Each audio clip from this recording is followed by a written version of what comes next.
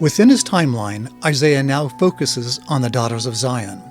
By using the word Zion, he clarifies who these women are, God's daughters within the covenant.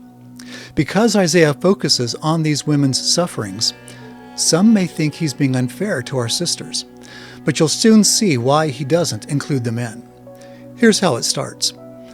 Moreover, the Lord saith, because the daughters of Zion are haughty, and walk with stretched forth necks and wanton eyes, walking and mincing as they go, and making a tinkling with their feet.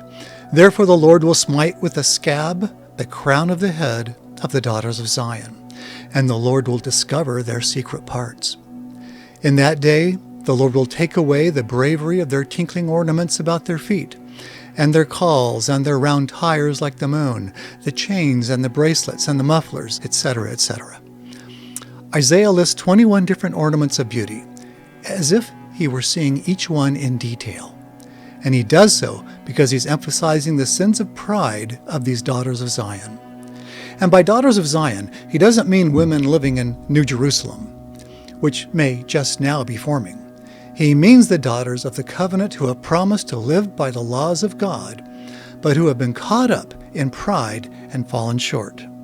In spite of their covenants, these women have loved the ways of the world more than the ways of God. By this time, after the earthquakes, many people have been living in squalor, huddling together in family clans. Over time, as their supplies of food and clothing run out, they're reduced to abject poverty and possibly starvation. But this is not their only concern. As we will see, foreign powers will take advantage of this nation's sudden weakness and begin to invade. In fact, after finishing his timeline at the end of chapter 14, Isaiah's first warning is not to the world, but to those in the promised land who will be attacked swiftly by a foreign invader. And in that invasion, terrible weapons will be used, including, it appears, nuclear weapons. Isaiah says, wickedness shall be set ablaze like a fire, and briars and thorns shall it consume, meaning the wicked. It shall ignite the jungle forests, meaning large multitudes, and they shall billow upward in mushrooming clouds of smoke. If nuclear weapons are used, it would explain some of these prophecies here in chapter 3. Therefore the Lord will smite with a scab the crown of the head of the daughters of Zion, and the Lord will discover their secret parts. And it shall come to pass that instead of sweet smell, there shall be stink, and instead of a girdle, a rent, and instead of well-set hair, baldness, and instead of a stomacher, a girding of sackcloth, and burning instead of beauty. The phrase, the Lord will discover their secret parts, could also be translated as, the Lord will expose their secret parts. One of the results of nuclear fallout is hair loss. This is repeated in verse 24.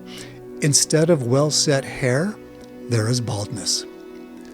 But it's not just baldness. Going back to verse 17, the Lord will smite with a scab the crown of the head of the daughters of Zion. Scabs on the head could also be caused by radioactive fallout.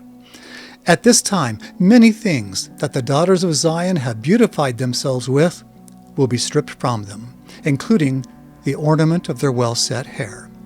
In every way imaginable, the Lord will humble these women who have previously resisted his calls to follow him.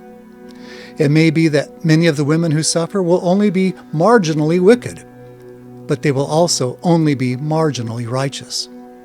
Some of them may think about God from time to time, but they may not believe that God means all he says, especially through his prophet. And many, it seems, will be guilty of selective disobedience. Some of them may only be guilty of sins of omission, but that includes their omission of following the prophet when he gives them hard counsel to obey. These will be very trying times. But there's more. Not only will the sisters of Zion suffer terribly, but their men, those who stayed behind when the righteous were called away, will suffer an even worse fate. As Isaiah says, thy men shall fall by the sword, and thy mighty in the war. In the wars that follow the massive earthquakes, both the small local wars and the large invasion that follows, many covenant sons of God will fall by the sword. Many, no doubt, will die fighting to protect their wives and families. As Isaiah says elsewhere, "Therefore will I number you to the sword, and ye shall all bow down to the slaughter. Because when I called, ye did not answer. When I spake, ye did not hear, but did evil before mine eyes, and did choose that wherein I delighted not."